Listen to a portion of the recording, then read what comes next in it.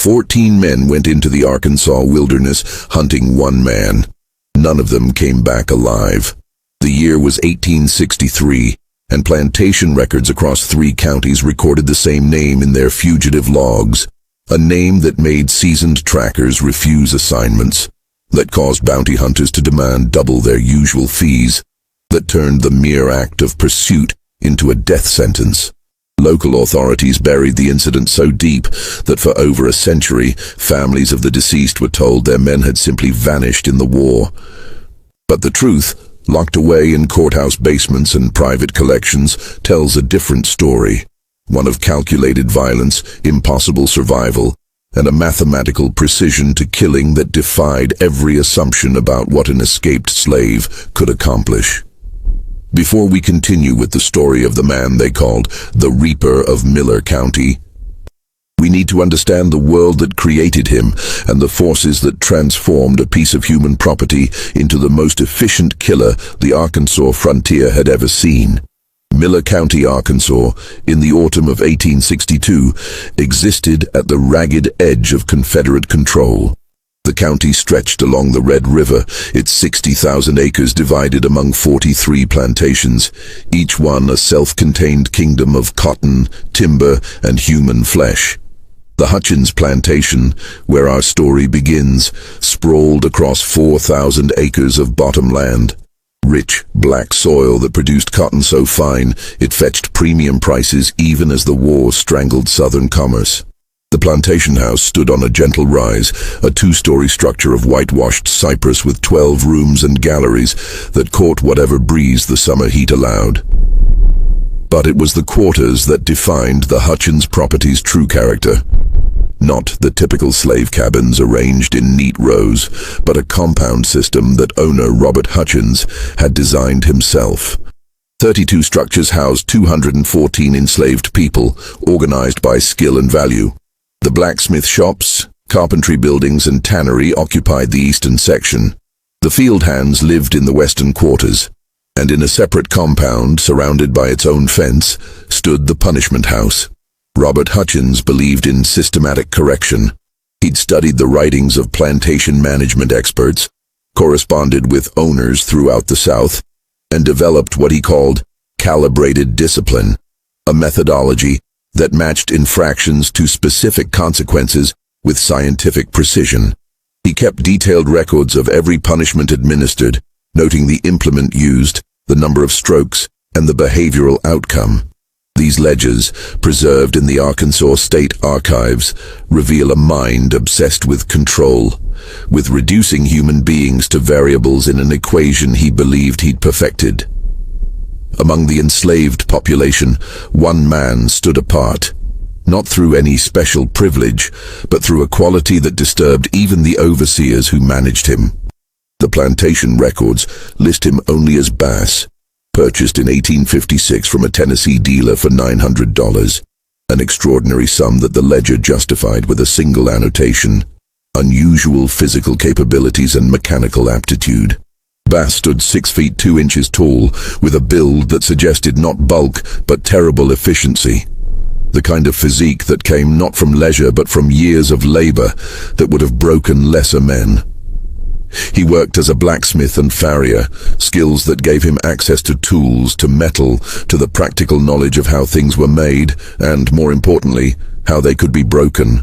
The plantation's white blacksmith, a German immigrant named Otto Brenner, noted in a letter to his brother that Bass had a mind for mechanics that surpassed any craftsman I've known, regardless of station.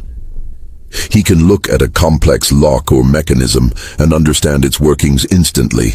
It troubles me, though I cannot say why. What troubled Brenner was simple enough. Intelligence in a slave was dangerous, but intelligence combined with absolute silence was terrifying. Bass spoke only when directly addressed, answered in the minimum words required, and showed his owners a face that revealed nothing. The house slaves whispered that he'd learned this in Tennessee, that his previous owner had tried to break him using methods that left scars across his back like a map of suffering. But if that suffering had broken something in Bass, it wasn't his will. It was whatever capacity he might have had for mercy. He'd been at Hutchins' plantation for 6 years when the war broke out. While other slaves whispered excitedly about Union armies and freedom, Bass remained silent. While others were caught attempting escape and subjected to Hutchins' calibrated discipline, Bass showed no inclination to run. He shot horses, repaired tools, crafted hinges and chains and shackles with hands that never trembled, eyes that never met those of the white men who supervised his work. Robert Hutchins believed he'd found the perfect slave. Talented, obedient, seemingly content within the boundaries of his existence. He had no idea he was looking at a man who'd spent 6 years studying every inch of the plantation, memorizing patrol schedules, cataloging weapons, and preparing for a moment that would require perfect timing and absolute ruthlessness. That moment came on November 3, 1862, when Hutchins made the mistake of taking Bass with him to the county seat. The trip to Texarkana should have been routine, a quarterly journey to handle legal matters, purchase supplies, and maintain the social connections that kept plantation society functioning. Hutchins brought Bass to handle the horses and assist with loading heavy items. What Hutchins didn't know was that Bass had been waiting for exactly this opportunity, to be off the plantation, in a town where multiple roads offered escape routes, where the chaos of wartime made unusual movements less suspicious. The day proceeded normally until mid-afternoon, when Hutchins stopped at the county courthouse to file paperwork related to a property dispute. He left Bass with the wagon on the street, a decision that would have been unthinkable before the war, but had become common as white labor grew scarce. The usual crowd of merchants, soldiers on leave, and farmers conducting business filled the streets. No one paid particular attention to one more slave standing by a wagon. What happened next unfolded so quickly that witnesses could barely reconstruct the sequence. Hutchins emerged from the courthouse around 4 o'clock, papers in hand, discussing something with the county clerk. He walked toward the wagon, still talking, and reached for the driver's bench. Bass stood beside the wagon, head bowed, posture submissive. Then, in a movement that Otto Brenner would later recognize as similar to how Bass struck hot metal on an anvil, with perfect economy and devastating force, Bass picked up a bundle of iron chains from the wagon bed and swung them in a wide arc that caught Hutchins across the side of the head. The clerk's testimony, given under oath 3 days later, stated that Hutchins dropped like a puppet with cut strings. Bass didn't pause to confirm the results. He dropped the chains, grabbed a coil of rope and a burlap sack from the wagon, and vaulted onto the driver's bench. Before anyone in the street could fully process what they'd witnessed, he had the horses moving at a canter that quickly became a gallop, heading east on the road that led toward the deep timber country along the Sulphur River. The clerk ran into the street shouting for help. People rushed to where Hutchins lay in the dust, blood pooling around his head. A physician examined him and pronounced that he still lived, though barely. Someone fired a rifle shot, the traditional signal that a slave had run.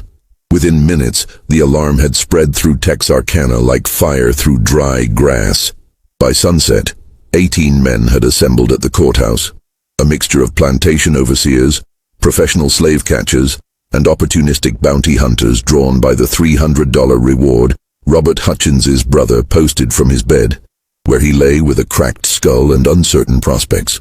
The group organized itself under the leadership of a man named William Taggart, a slave catcher with a reputation for never losing a fugitive.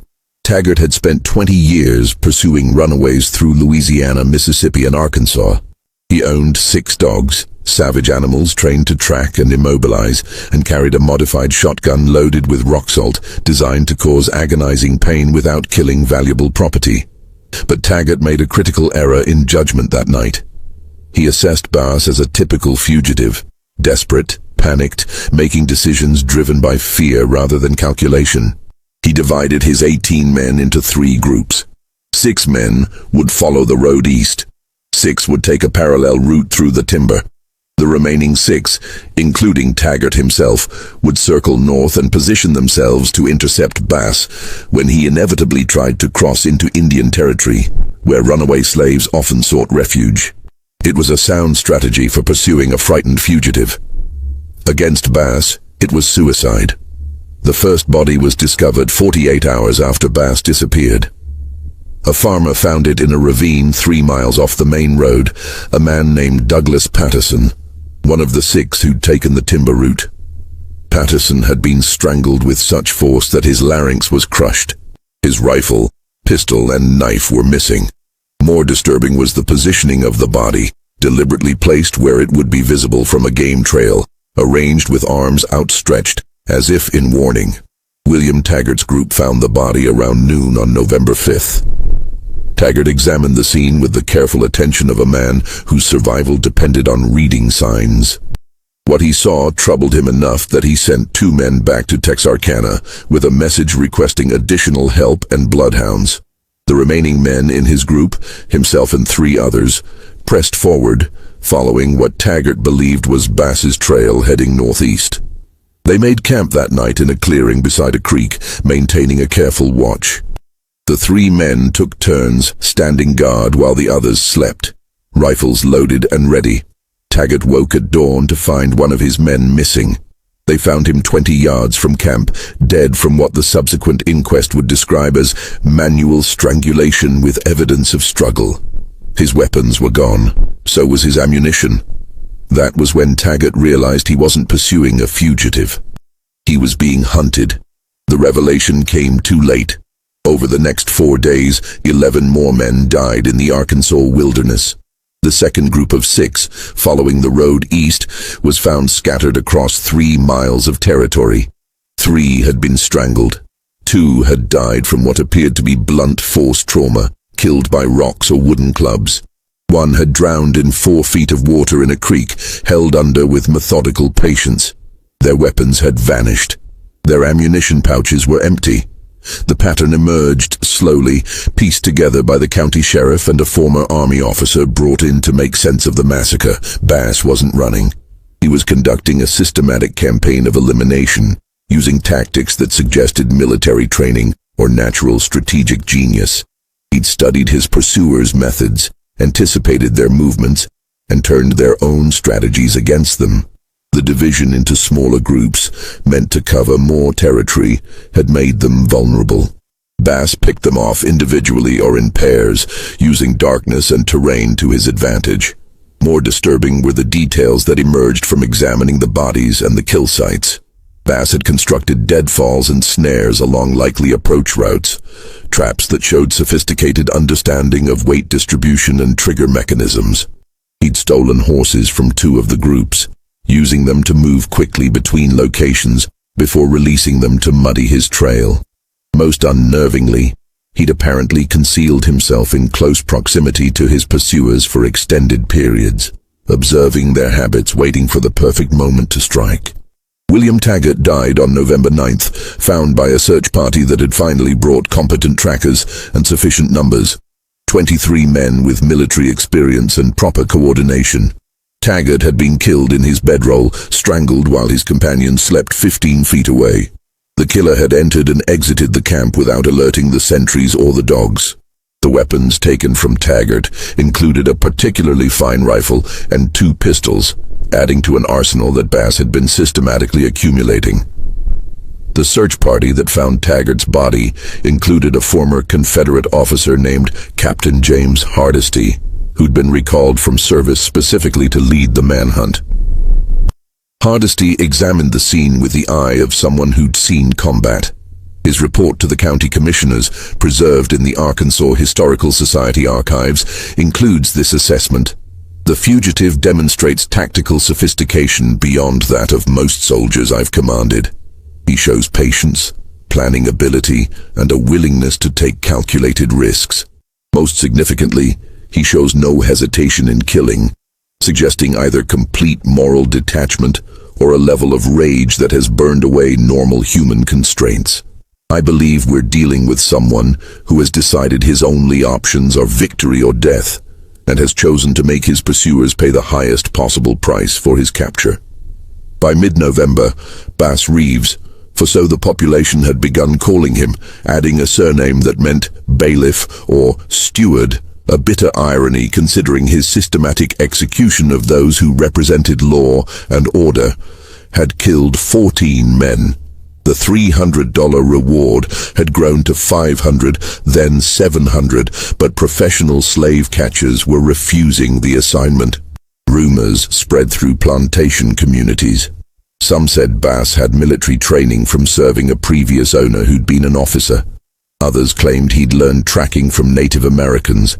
A few whispered that he'd made a pact with darker forces, that no natural man could move so silently or kill so efficiently. But the truth was simpler and more terrifying. Bass had spent 6 years in absolute silence, watching and learning, converting every observation into practical knowledge. He'd studied how patrols moved, how trackers worked, how men thought when they believed themselves superior. He'd worked metal in a forge, learning about strength and breaking points, about leverage and force. And somewhere in those 6 years, he'd made a decision that whatever happened after escape, whoever came after him, would learn that treating a human being as property came with a cost measured in blood. The military eventually became involved, not officially, but through Confederate officers on leave who saw the manhunt as an opportunity to maintain discipline among the enslaved population. If one escaped slave could kill 14 pursuers with impunity, what message did that send to the hundreds of thousands still held in bondage throughout the South? Captain Hardesty was joined by 2 other officers, and together they assembled a force of 32 men, former soldiers with combat experience, armed with military-grade weapons, and organized into a proper tactical formation.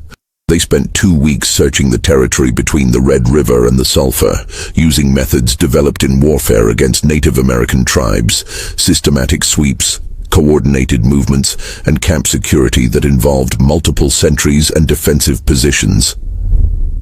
They found signs of Bass's presence, cold campfires, evidence of game being dressed and cooked, tracks that suggested he was moving in a wide circuit through the region. But the man himself remained invisible, a ghost who left traces but never appeared. The truth that Hardesty's journals reveal, documents donated to the Arkansas Military History Museum by his descendants, is that Bass was conducting a different kind of war. While the search parties scoured the wilderness, he was moving along the periphery of civilization, approaching isolated farmsteads and small settlements under cover of darkness. He wasn't seeking confrontation. He was gathering intelligence. On November 28th, Bass appeared at a small farm operated by a free black family named the Rayburns, 10 miles south of the main search area. The family's account, recorded decades later, describes a man who emerged from the darkness, carrying weapons that identified him as dangerous, but whose demeanor suggested control rather than desperation. He asked for food and information. The Rayburns, terrified but unwilling to turn away someone who might have been their son or brother in different circumstances, gave him cornbread and dried meat. During the meal, Bass spoke more words than he'd apparently spoken in months. He asked about patrol routes, about which families might shelter a fugitive, about the location of the nearest Union Army units. The war was turning. Even in remote Arkansas, people knew that Union forces controlled key positions along the Mississippi. Freedom, if it could be found, lay to the east, beyond the reach of Confederate law. The Rayburns told Bass about a settlement of refugee slaves along the Arkansas-Louisiana border, a precarious community protected by Union gunboats on the river. They warned him the journey was over 100 miles through hostile territory, past dozens of plantations and military outposts. Bass listened, thanked them, and disappeared back into the darkness. But he didn't head east. Instead, he turned back toward Miller County, toward the territory where the search parties were concentrated. Hardesty's journals express bafflement at this decision. Every tactical consideration suggested Bass should flee as quickly and as far as possible. Why would he return to the area of greatest danger? The answer became clear on December 3rd, when the Hutchins plantation was attacked. The assault occurred around midnight, when most of the plantation's population, enslaved and free, were sleeping. Bass approached from the east, moving through cotton fields that were chest-high and dry. He'd apparently been observing the plantation for several nights, studying routines and security measures that had grown lax in his absence. The overseer, A man named Harold Vickers maintained a night watch. 3 white men with rifles who patrolled the compound areas. Bass avoided them entirely, circling to the stables where the plantation's horses were kept. What followed was later reconstructed from physical evidence and accounts from enslaved witnesses who saw portions of the events. Bass set fire to the stable, using materials he'd apparently prepared in advance. Oil-soaked rags and kindling positioned to create maximum flame spread. The fire caught quickly, spreading through the dry wood structure and panicking the horses trapped inside. The night watch responded immediately, running toward the flames. So did others roused by the noise. Overseers, the plantation manager, even Robert Hutchins himself, recovered from his head wound, but still weak. In the chaos and darkness, with everyone's attention focused on the burning stable and the screaming horses, Bass moved through the plantation compound with apparent specific purpose. He went to the punishment house. The structure had been locked from the outside, standard practice, to prevent anyone inside from leaving until their sentence was complete. 2 people were being held there that night, accused of stealing food and awaiting morning discipline. Bass broke the lock with tools he'd brought, opened the door and spoke briefly to those inside. Then he moved to the overseer's quarters, a small building near the main house. Harold Vickers had run toward the stable fire like everyone else, but he'd apparently realized something was wrong and doubled back. He encountered Bass in the darkness between buildings. What happened next was heard by multiple witnesses, but seen by none. Sounds of struggle, a shout cut short, then silence. Vickers' body was found at dawn, strangled like Bass's previous victims. Beside him lay a branding iron, the same implement he'd used countless times to mark runaways who'd been recaptured. The iron had been placed across Vickers's chest, cold but positioned with obvious symbolic intent. By the time the fire was extinguished and order restored, Bass had vanished. So had 6 enslaved people from the Hutchins plantation, including the 2 he'd freed from the punishment house. They disappeared into the darkness, following a man who demonstrated that while escape was costly, the price could be paid in enemy blood rather than fugitive terror. The attack on Hutchins' plantation transformed Bass Reeves from a fugitive into something approaching myth. Throughout Miller County and beyond, the enslaved population whispered about the man who'd killed those who hunted him, who'd returned to free others, who moved through the landscape like smoke. The white population responded with increasing paranoia. Patrols doubled and tripled. Slave catchers demanded outrageous fees. Plantation owners slept with loaded weapons beside their beds. But the Confederate authorities faced a dilemma. The war was consuming men and resources. Every soldier dedicated to hunting one fugitive was a soldier not fighting Union forces. And Bass had now demonstrated that pursuit meant casualties. The 14 men he'd killed represented a significant loss for a county that had already sent most of its able-bodied white men to military service. Captain Hardesty proposed a different approach. Rather than continuing active pursuit, his strategy involved establishing a perimeter and waiting. Bass had to eat, had to find shelter, had to eventually move toward Union lines if he truly wanted freedom. Hardesty positioned his forces at key river crossings and along major roads. He coordinated with neighboring counties, creating a network of checkpoints and patrols designed to catch Bass when he inevitably attempted to travel east. For 3 weeks in December, the strategy seemed to work. There were no sightings, no attacks, no signs of Bass's presence. Hardesty believed the fugitive was holed up somewhere, possibly wounded, definitely running low on supplies. Winter was setting in. Cold, rainy weather that made outdoor survival increasingly difficult. Time, Hardesty believed, was now working against Bass. He was wrong. Bass hadn't stopped moving. He'd adapted his strategy, recognizing that the systematic pursuit had been replaced by a containment effort.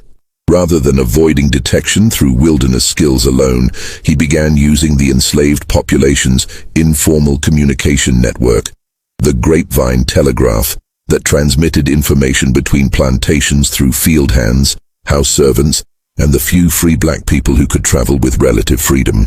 Through this network, Bass learned about patrol schedules, checkpoint locations, and the identification papers that free black people carried.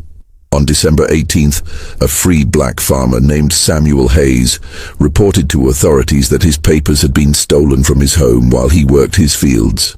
The theft seemed minor, such papers could be replaced, but it represented something more significant. Bass now had documentation that would let him move along roads in daylight, reducing his dependence on wilderness travel. Just when we thought we'd seen it all, the horror in Miller County intensifies. If this story is giving you chills, share this video with a friend who loves dark mysteries, hit that like button to support our content, and don't forget to subscribe to never miss stories like this. Let's discover together what happens next. On December 22nd, Bass crossed the Sulphur River at a point 10 miles north of Captain Hardisty's picket line. He'd spent days observing the patrols, timing their movements, identifying the gap in coverage that existed for approximately 40 minutes each afternoon when shift changes occurred. He traveled as Samuel Hayes, carrying stolen papers and leading a horse he'd taken from an isolated farm. Anyone who saw him saw a free black man going about legitimate business. By December 24th, he was 40 miles east of Miller County, well beyond the practical range of pursuit. He'd entered territory contested between Confederate and Union forces, where authority was fragmented and enforcement inconsistent. The 6 people he'd freed from Hutchins' plantation were scattered across the region. He'd split them up, deliberately, knowing that a single large group of fugitives would attract attention, but individuals might slip through. Bass himself continued east, moving toward the Mississippi River and the Union positions beyond. He traveled at night when possible, stayed in free black communities when he could find them, and showed the same patience and calculation that had kept him alive through 2 months of being the most hunted man in Arkansas. On January 7, 1863, he reached Union lines, specifically a camp of the 3rd United States Colored Troops operating in eastern Arkansas. The regiment's records, preserved in the National Archives, include an entry from that date noting the arrival of a refugee from slavery who reported the deaths of 14 pursuers during his escape. The commanding officer, Colonel Samuel Thompson, interviewed Bass personally and recorded his impressions. An individual of unusual capability and complete self-possession, shows no remorse for the men he killed, which he describes as necessary military action against combatants attempting his capture. When asked if he felt guilt, he stated, "I feel what any soldier feels after battle, relief at survival and satisfaction at completing the mission."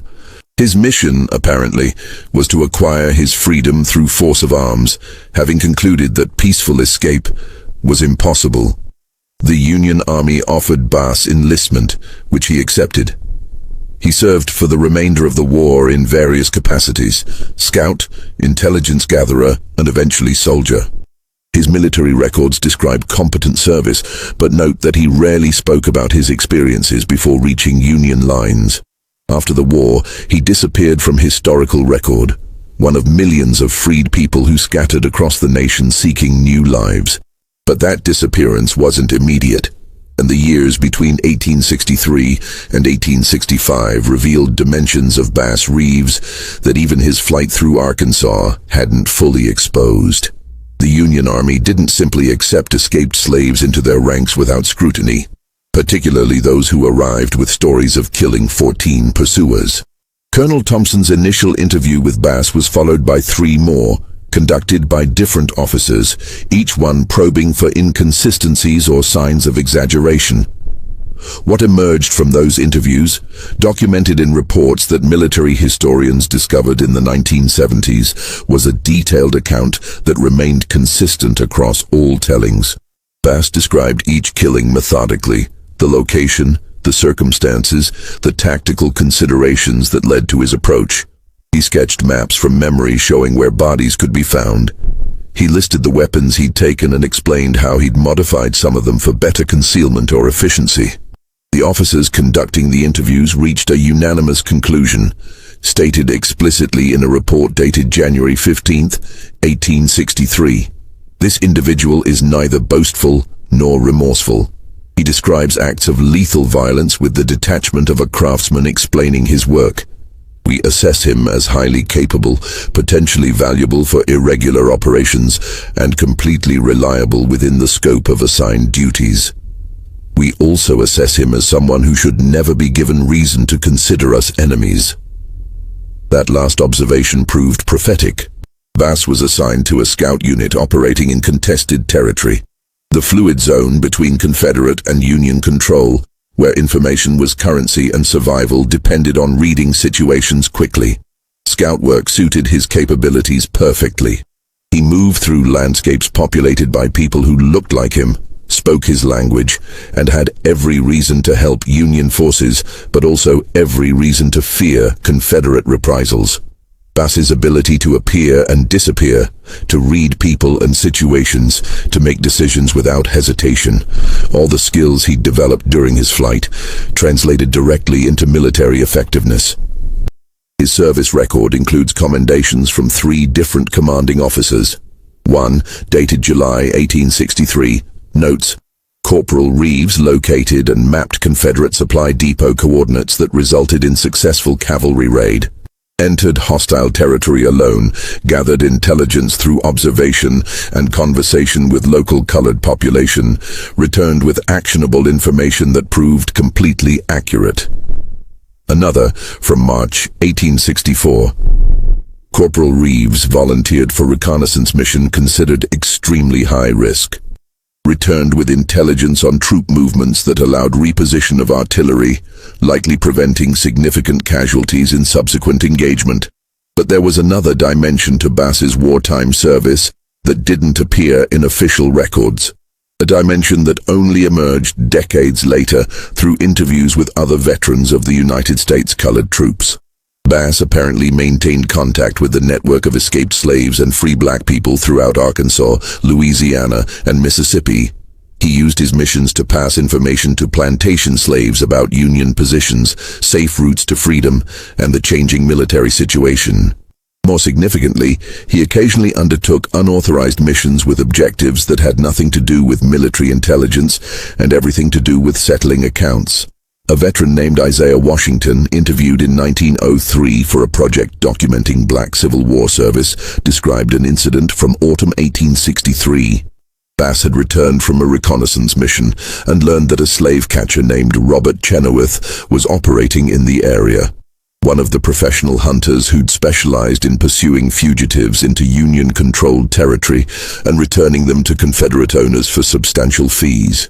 Chenoweth had a reputation for brutality that exceeded even the standards of his profession.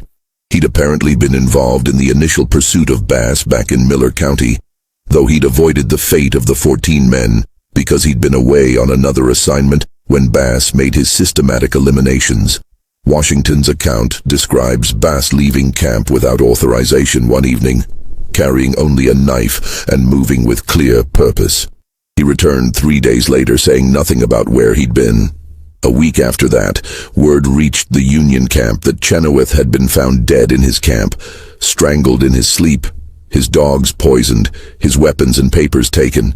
No one ever officially connected Bass to the killing, but Washington recalled, "We all knew." The way he sat quiet that morning when the news came, cleaning his rifle with hands that never trembled. We knew. And none of us said a word, because Chenoweth had dragged more than 60 people back to slavery, and whatever happened to him in the darkness was justice of a kind that courts and laws wouldn't provide. This pattern apparently repeated several times during the war. Men who'd participated in slave catching, overseers known for particular cruelty, Confederate officers who'd ordered executions of captured black soldiers.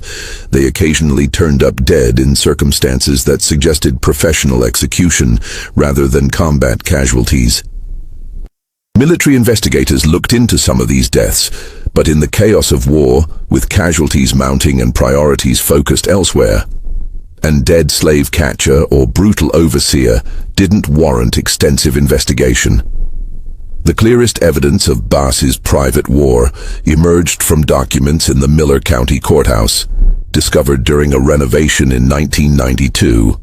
Among old tax records and property deeds, researchers found a journal kept by James Hutchins, Robert Hutchins' younger brother, who'd managed what remained of the plantation after Robert's injury.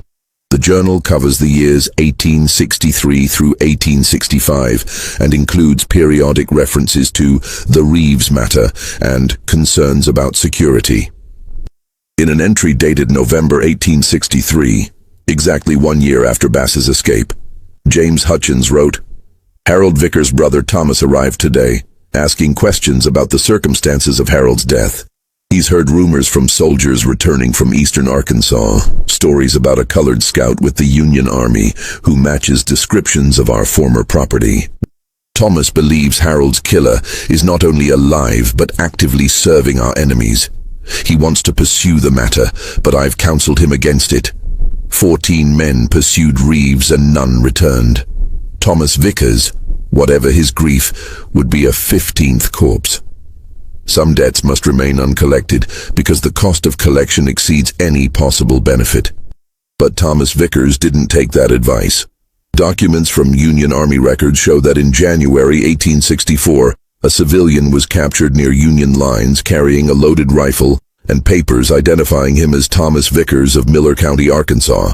He claimed to be a Confederate sympathizer gathering intelligence, but under interrogation, he admitted he was looking for a specific individual, a Union scout named Bass Reeves, whom he believed had killed his brother.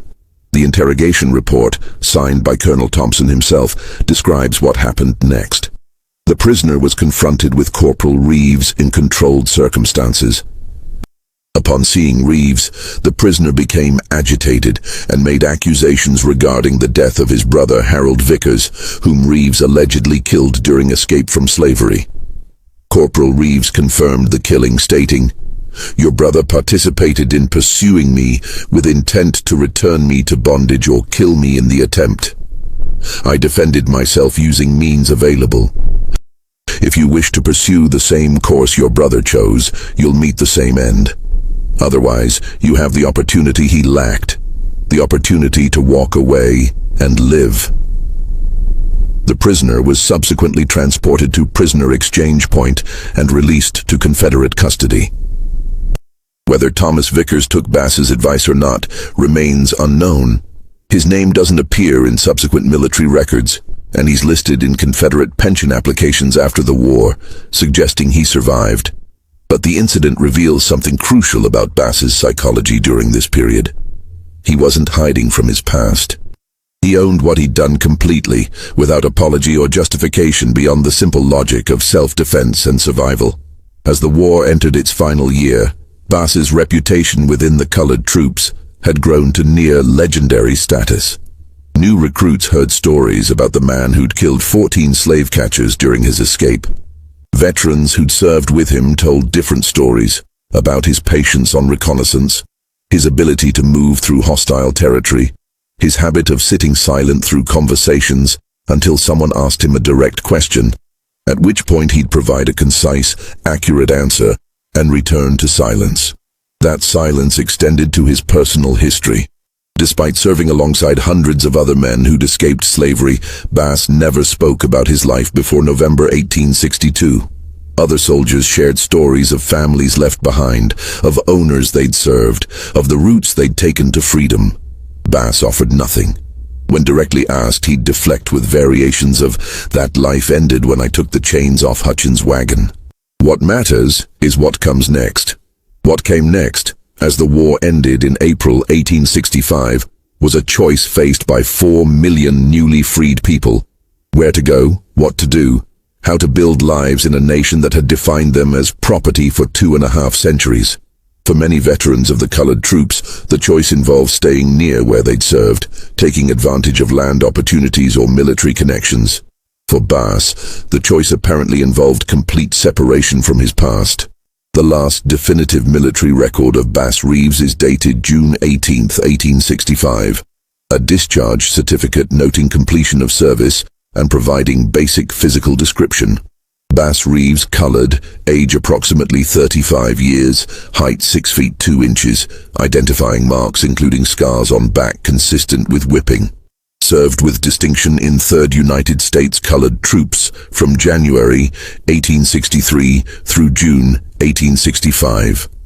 Commended for reconnaissance work and intelligence gathering. Authorized for veterans' pension upon reaching appropriate age. After that date, the historical record becomes fragmented, scattered mentions in documents that may or may not refer to the same individual. A B. Reeves appears in an 1867 Memphis City directory, listed as a blacksmith. A Bass Reeves is mentioned in an 1870 newspaper from Fort Smith, Arkansas, describing a dispute over property rights. Another Bass Reeves shows up in 1875 Oklahoma Territory records as a deputy U.S. Marshal, though some historians dispute whether this is the same person who escaped from Miller County 12 years earlier. What's documented beyond dispute are the reverberations of his story through the communities most affected by it. In Miller County, the white population dealt with the Bass Reeves incident through collective amnesia. The 14 dead men were rarely mentioned. The circumstances of their deaths were simplified or obscured. Family members who knew the truth kept it private, sharing it only in guarded conversations with those who'd understand the shame of having lost fathers or brothers to someone they'd been taught to consider inherently inferior. But the formerly enslaved population throughout Arkansas and surrounding states preserved every detail. The story was told and retold, often embellished but maintaining its essential core. One man had refused to accept bondage, had fought with systematic efficiency, had killed everyone sent to recapture him, and had walked away to freedom. In churches and family gatherings, in the quiet moments when elders spoke to youth, the story served multiple purposes. It was inspiration, proof that resistance was possible. It was warning, freedom came with terrible costs. And it was testament to a truth that slavery's defenders had desperately tried to suppress, that intelligence, capability, and deadly competence existed independent of skin color or social status. The psychological impact on those who'd known Bass personally was particularly profound. Otto Brenner, the German blacksmith who'd worked alongside Bass at Hutchins Plantation, gave an interview to a Memphis newspaper in 1871. In it, he reflected on the 6 years he'd spent teaching Bass advanced blacksmithing techniques. I believed I was training a valuable worker. I didn't understand I was arming a weapon. Every skill I taught him, how to analyze a lock's mechanism, how to assess metal strength, how to use leverage for maximum force, he absorbed and cataloged for future use. When I learned what he'd done after escaping, my first reaction was horror. My second was professional admiration. He'd taken theoretical knowledge and applied it with practical genius under conditions that would have broken most men. My third reaction, which haunts me still, is recognition that if I had been in his position, subjected to what he'd endured, I would have done exactly the same things, or tried to, though I doubt I'd have survived as he did. The documents that tell Bass Reeves's complete story are scattered across dozens of archives, courthouse basements, and private collections. Assembling them requires the kind of patient, systematic work that Bass himself demonstrated during his escape, gathering individual pieces, analyzing how they fit together, recognizing patterns that reveal larger truths. The effort is complicated by deliberate obfuscation.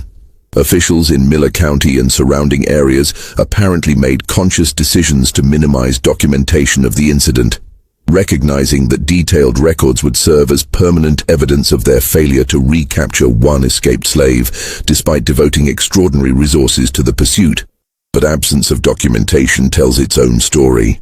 The Miller County Sheriff's records for November and December 1862 show an unusual gap. Routine reports resume in January 1863 without any explanation for the missing weeks. The county commissioners' meeting minutes from that period mention expenses related to fugitive recovery, but provide no details about the fugitive, the recovery efforts, or the outcomes. Tax records show 14 death certificates filed between November and December 1862, but the causes of death are listed generically as misadventure, accident, or simply deceased. The families of the dead men, however, kept their own records. Estate settlements, property transfers, and pension applications documented in state archives reveal the human cost of the pursuit. Douglas Patterson, the first man killed, left a wife and 3 children who lost their farm within 2 years of his death, unable to maintain it without his labor. William Taggart's widow filed for a Confederate pension in 1868, claiming hardship based on her husband's death in service to the state. The application was denied because Taggart hadn't been formally enlisted in military service. Slave catching, however dangerous, didn't qualify for veteran benefits. The collective economic impact on Miller County was substantial. 14 men represented a significant portion of the county's law enforcement and labor management capacity. Their deaths, combined with the disruption caused by Bass's attack on Hutchins' plantation, contributed to a breakdown in plantation discipline that accelerated as Union forces gained control of Arkansas. Enslaved people who'd heard about Bass's successful escape and violent resistance began their own escape attempts. Some succeeded. Others were caught and subjected to punishments that grew increasingly severe as owners tried desperately to maintain control over property that understood it would soon be freed. Robert Hutchins never recovered from the trauma of Bass's attack. Medical records from a Memphis physician, preserved in that city's medical archives, described treating Hutchins in 1864 for symptoms that included persistent headaches, memory problems, and paranoid anxiety. The physician's notes describe a man convinced that his former property will return to complete the work started with the chain strike. Patient maintains loaded weapons at all times, starts at sudden sounds, and reports difficulty sleeping. Physical examination shows healed skull fracture with possible permanent damage to brain tissue. Psychological condition appears rooted in assault trauma, combined with recognition that social order he'd assumed permanent is collapsing around him. Hutchins sold his plantation in March 1865, taking a substantial loss because buyers recognized that slave-based agriculture was ending. He moved to Texas, purchased a small farm, and died in 1869, according to his death certificate, from complications of old head injury. His obituary in the Tyler, Texas newspaper made no mention of how he'd received that injury, describing him simply as a former Arkansas planter who'd relocated after the recent unpleasantness. The Hutchins plantation property itself underwent transformation that reflected the broader changes sweeping through the South. During Reconstruction, portions were sold to formerly enslaved people through programs designed to redistribute land. By 1870, the 4,000-acre plantation had been divided into 37 small farms, most operated by black families. The plantation house was purchased by a northern teacher who'd come south to establish a school for freed people. The slave quarters were torn down, their materials reused to build new structures. And the punishment house, that building where Bass had freed 2 people during his midnight raid, was burned in a ceremony that descendants of those involved described as necessary cleansing of cursed ground. Physical evidence of Bass's journey through Arkansas occasionally surfaced in unexpected ways. In 1873, a farmer clearing land near the Sulphur River discovered a cache of weapons buried in a hollow tree. 3 rifles, 2 pistols, ammunition, and a knife, all wrapped in oiled cloth. The weapons matched descriptions of those taken from the men Bass killed, suggesting he'd hidden them as he moved toward Union lines, unable to carry everything but unwilling to leave them where they might be found and used against others seeking freedom. In 1889, construction workers excavating for a new courthouse in Texarkana unearthed what appeared to be a prepared campsite. A depression in the ground covered with cut branches, positioned to provide concealment while offering views of the surrounding area. Among the remnants were fragments of leather that might have been from shoes or bags, fire-hardened stones that could have been used for cooking, and metal fragments that might have been tools. Local historians speculated this might have been one of Bass's hiding places during his flight, though conclusive proof was impossible. The most significant discovery occurred in 1938 when a descendant of Otto Brenner donated his ancestors' papers to the Arkansas State Historical Society. Among them was a letter Brenner had written but apparently never sent, dated December 1862. In it, he reflected on Bass's escape and the subsequent killings. "I am troubled by what Bass has done, yet I cannot condemn him. For 6 years I worked alongside him, teaching him skills while remaining ignorant of the man I was teaching. He never complained, never showed anger, never gave any indication of the calculations proceeding behind his eyes. Now I understand that silence was survival strategy. Any word, any expression, any moment of inattention could have triggered the kind of attention that made life unbearable. So he presented a mask of compliance while observing everything, learning everything, preparing for an opportunity that required only moments' violent action to initiate. The men he killed believed they were pursuing property. They died learning they were hunting a human being who decided life as property wasn't life at all. That death was preferable to continued bondage, and that anyone participating in his recapture was an enemy to be eliminated without hesitation or mercy. We condemn him for this, but what else could he do? Submit peacefully to recapture? Return docilely to chains? Beg for mercy from men who'd built their livelihoods on denying mercy to people who looked like him? I think of the locks I taught him to analyze, the mechanisms I showed him how to disassemble, the principles of leverage and force I explained without understanding how he'd apply them. I armed him intellectually and didn't realize it. But someone else armed him morally. Every overseer who'd struck him, every owner who'd sold him, every slave catcher who'd pursued others, every element of the system that treated human beings as livestock. They created something they couldn't control and paid the price for that creation. History will judge Bass Reeves harshly, I suspect.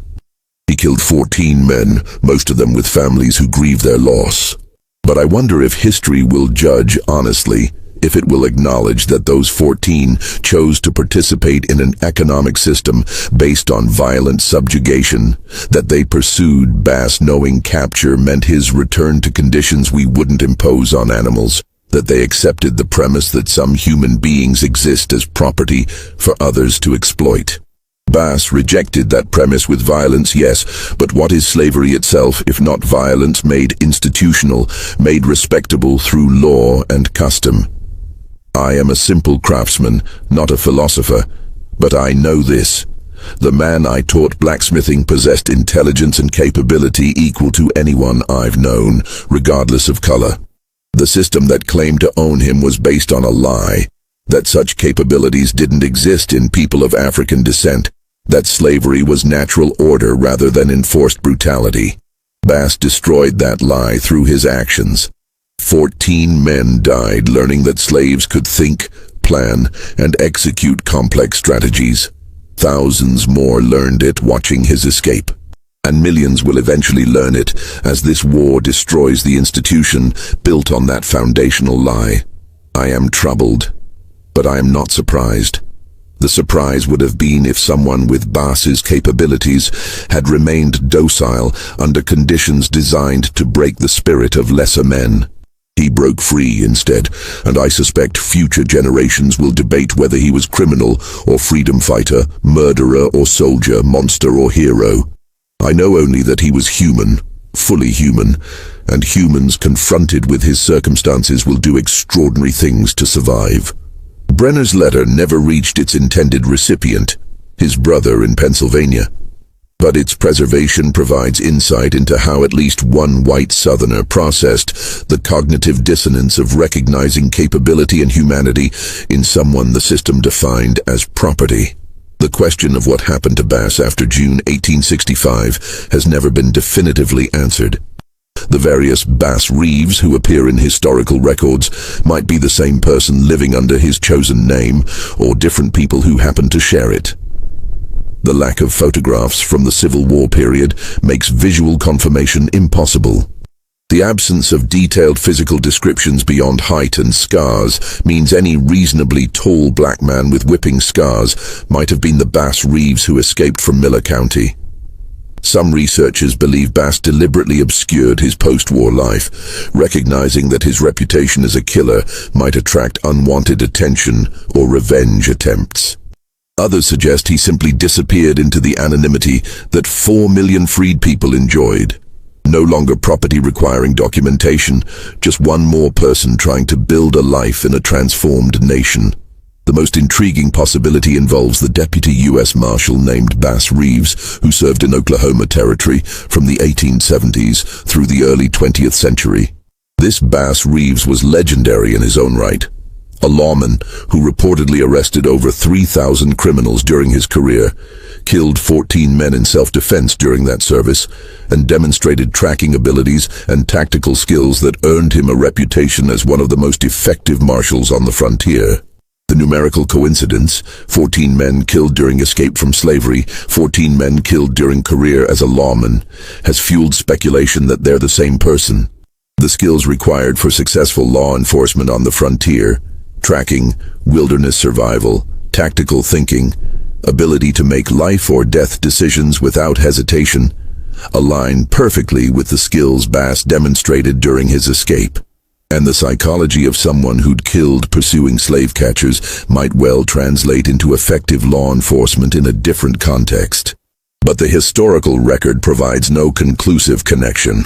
The marshal named Bass Reeves claimed to have been born in Arkansas and freed during the war, but offered no details about his enslaved life or military service. He deflected personal questions with the same kind of silence that characterized the Bass Reeves who'd escaped from Hutchins' plantation. When asked directly about his past, he reportedly said, "What I did before I took the badge isn't relevant to the work I do now. Judge me by present actions, not past circumstances." Whether they were the same person or not, both Bass Reeves, the escaped slave, and the lawman demonstrated that capability, intelligence, and effectiveness existed independent of the social categories that slavery's defenders had insisted defined human worth. Both challenged assumptions about what black men could accomplish when given opportunity and necessity in equal measure. The legacy of the Miller County incident extended far beyond one man's story. Throughout the post-war South, formerly enslaved people told their children and grandchildren about Bass Reeves, sometimes using his actual name, sometimes calling him the blacksmith, sometimes simply referring to the man who killed 14 and walked away free. The story served as psychological counterweight to the degradation of slavery and the ongoing oppression of Jim Crow. It proved that resistance was possible, that the masterclass wasn't invincible, that one person with sufficient determination could defeat overwhelming odds. For white Southerners, particularly in Arkansas, the story represented a different kind of lesson. A reminder that systems based on violent subjugation create their own resistance, that treating human beings as property generates rage that will eventually find expression, and that underestimating opponents based on arbitrary characteristics like skin color can have fatal consequences. The 14 men who died pursuing Bass made a choice when they accepted the assignment. They chose to participate in a system of human bondage, to use their skills and strength to maintain that system, to pursue someone who decided death was preferable to continued enslavement. They died because they underestimated their target, because they assumed superiority based on race rather than capability, because they entered a competition they didn't understand against an opponent who'd spent 6 years preparing for exactly this challenge. Bass Reeves, whoever he became after the war, left behind a story that couldn't be suppressed, despite the best efforts of those who found it threatening or embarrassing. The documents survived in scattered archives. The memories persisted in oral tradition, and the essential truth remained. One man rejected bondage with such effectiveness that 14 pursuers died in the attempt to recapture him, and the institution of slavery in Miller County, Arkansas, never fully recovered from the demonstration that slaves could think, plan, resist, and win.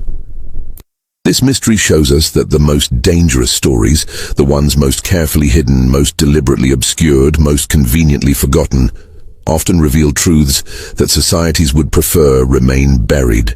The story of Bass Reeves and the 14 men who died hunting him exposes the violence inherent in slavery, the capability denied by racism, and the terrible price paid when one group of humans decides another group exists only as property.